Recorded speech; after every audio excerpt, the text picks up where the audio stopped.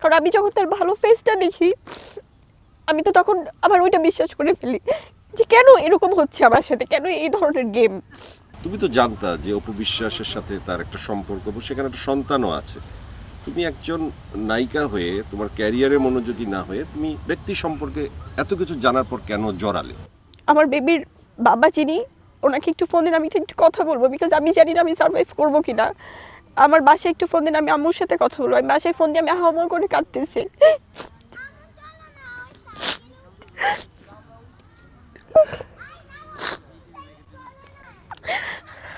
প্রিয় দর্শক, এটা আমার কপাল নাকি দুর্ভাগ্য আমি জানি না যে আমার সাথে সবার আলোচনা হয়, কিন্তু আসলে আবার আমিও আপনাদের অনেক গালি শুনি আলোচনার পর, পক্ষে বিপক্ষে।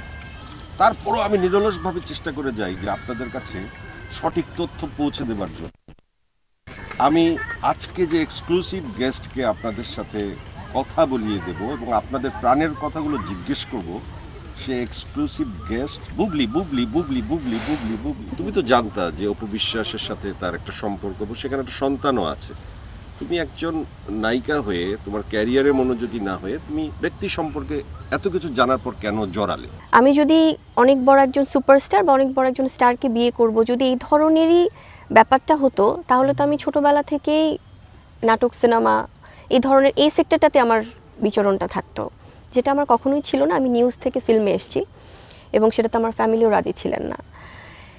এবং আপনি যেটা বললেন যে সুপারস্টারকে বিয়ে করে বাড়ি গাড়ি বা এরকম কিছু, আমার জায়গা থেকে আমার মনে হয় যে একজন সচ্ছল পরিবারের একটি মেয়ের, তার শিক্ষাগত যোগ্যতা হোক বা তার সে দেখতে শুনতে একটু ভালো হোক বা তার একটা পারিবারিক ব্যাকগ্রাউন্ড থাকুক, যেটাই থাকুক, তার জন্য কিন্তু একটা ভালো, একটা কেন অনেক 1000 বিয়ের প্রপোজাল আসে।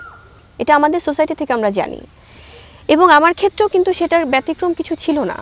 আমার মনে হয় যে সেখানে আমি আরও সম্মান নিয়ে ভালোভাবে, আপনি দেখেন কোনো একটা মেয়ে যদি কাউকে বিয়ে করতে চায় বা ফ্যামিলি থেকে বিয়ে দিতে চায়, কিন্তু একটা রাস্তার ফকিরের সাথে দিতে চাইবে না, চাইবে যে আমার মেয়ের হাজব্যান্ডটা বা আমার হাজব্যান্ডটা সচ্ছল থাকুক। সেটা নট নেসেসারি যে বাড়ি গাড়িই থাকতে হবে, ভালো একটা ব্যাকগ্রাউন্ড থাকুক। তো সেদিক থেকে শাকিব খানকে বিয়ের রিজনটা আমার কখনোই ওই স্টারডম আমি নিব বা এরকম কিছু ছিল, এটার প্রশ্নই ওঠে না। দেখুন, তার সাথে যখন আমার মুভি স্টার্ট হয় 2016 সালে, তখন কিন্তু আমার তার সাথে কোনো প্রেম ছিল না। আমার ফ্যামিলিতে তারা চাচ্ছিল না আমি মুভি করি বা যেটাই হোক, সামহাও এটা অনেকেই জানে কীভাবে আমার ফিল্মে আসা। অনেকভাবে অনেক কিছু স্ট্রাগল করে দেন আমি পরিবারকে রাজি করি, ওনার সাথে আমার ফিল্ম স্টার্ট হয়।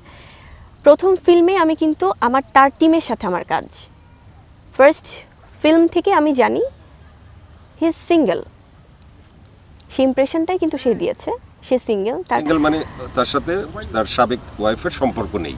সম্পর্ক নেই, ওই টপিকটাই আসেনি কখনো ভাইয়া। আমি জানতাও না যে আমি কিভাবে জানবো? আপনারা যারা একদম কাছের মানুষ ছাড়া বাংলাদেশের 17 কোটি 18 কোটি মানুষ কি জানতো যে সে ম্যারিড, তার বাচ্চা আছে?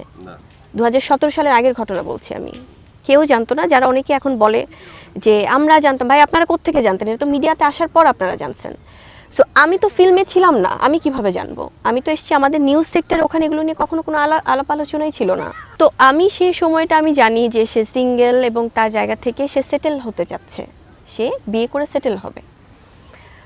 তো যখন আমরা কাজ করছি একসাথে, আমাদের বসগিরি যখন খুব ভালো গেল এবং এরপর থেকে আমরা বেশ কয়েকটা সিনেমা করছিলাম। আমাদের তো একসাথে 2টো সিনেমা রিলিজ হয়েছিল, বসগিরি এবং শুটার। এবং তারপরে আমরা বেশ কয়েকটা, যেটা হয় যে একটা জুটি নিয়ে যখন কাজ হয় বেশ কয়েকটা সিনেমা আসে পরপর। তারপর সেটা কিন্তু ওই সহশিল্পীর মধ্যেই কিন্তু ছিল। ডেফিনেটলি তার একটা ভালো লাগা হয়তো কাজ করছে, যেটা আমি অ্যাজ আ পার্সন আমি ফিল করতে পারতাম। এবং আমার তো কখনো সেই সাহসটা হতো না, বিকজ সে এত বড় এত সিনিয়র একজন শিল্পী, তাকে আমি কোনো ব্যাপারে প্রপোজ করব, আমার তো দরকারই নাই। কারণ আমার তখন অলরেডি আমার ফিল্ম ক্যারিয়ার যে স্টার্ট করেছি আমি। তুমি আজকে দর্শকের কাছে কি এই বিষয়টা ক্লিয়ার করবে যে কোনো অসততার আশ্রয় কি আসলে তোমার নিতে হয়েছে, বা সে যে কারণে তোমাকে ভুলও বুঝতে পারে বা কেউ তাকে ভুল বুঝাতেও পারে, যে কারণে হয়তো বা সে তোমার প্রতি ক্ষিপ্ত? আমি যখন প্রেগনেন্ট অবস্থায় কিন্তু আমি কাজ করেছিলাম, আমরা একসাথেই কিন্তু জুটি হিসেবে কাজ করেছি। সে যদি আমার সাথে কোনো ব্যাপারে ক্ষিপ্তই হতো, আমি তখনকার কথা বলছি, যে না ভাই এটা ওভাবে সংসার, সন্তান সব কিছু, সাথে এখন অনেক কিছু অন্যভাবে আনতে চায়, তখনও কিন্তু আমরা হ্যাপিলি ইনভলভ, হ্যাপিলি ম্যারিড। আমাদের প্ল্যান্ড চাইল্ড হচ্ছে আমাদের শেহজাদ, এবং সব কিছু মিলে কিন্তু আমরা প্রেগনেন্ট অবস্থা আমরা এফডিসিতেও শুটিং করেছি, সবার সামনে শুটিং করেছি, এটা নিয়ে অনেক নিউজও হয়েছে। আমি কিন্তু ওই অবস্থায় পালিয়ে যাইনি, কোথাও চলে যাইনি। আমার কমিটমেন্ট যেটা ছিল আমার কাজের ক্ষেত্রে, আমার শিডিউলের ক্ষেত্রে, সেটাও আমি ফুলফিল করেছি। এবং আমি কিন্তু একসাথে আমরা কাজ করেছি এবং সে আমাকে বলছিল যে ঠিক আছে আমরা তারপরে, যেহেতু আমি তার দিকে সম্মানটা রেখেও এবং সব কিছু মিলে সে চাচ্ছিল না তখন জিনিসটা সামনে আসুক অফিসিয়ালি, সেই জন্য কিন্তু আমি আমেরিকাতেও গিয়েছিলাম এবং সেটা নিয়েও সবাই জানতো, অনেকেই নিউজ করেছে, হয়তো ওপেন সিক্রেট ছিল না বাট অনেকেই জানতেন। এবং আমেরিকার ইস্যুটা নিয়েও অনেক নিউজ হয়েছে। যখন আমি আমেরিকাতে গেলাম ভাইয়া, তার সমস্ত কিছু খুব পজিটিভ, বাট আমেরিকাতে যাওয়ার পর আমি যখন প্যান্ডামিক সিচুয়েশনে পড়লাম,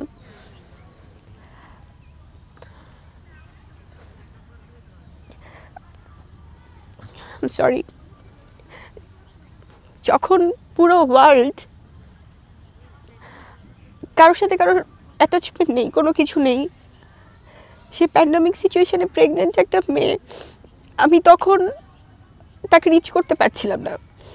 কারণ আমার ফ্যামিলিটা তো আসলে আমার পরিবার, আমার বাবা মা কিন্তু এই ব্যাপারগুলোতে একদমই তারা সাপোর্ট দেয়নি। তারা সবসময় বলেছে যে ইউ জাস্ট কাম ব্যাক, তোমাকে ফিল্ম, আমরা এটা কখনোই সাপোর্ট করি না। এবং আমাদের তো বিয়েও হয়েছিল ফ্যামিলির এগেনস্টেই।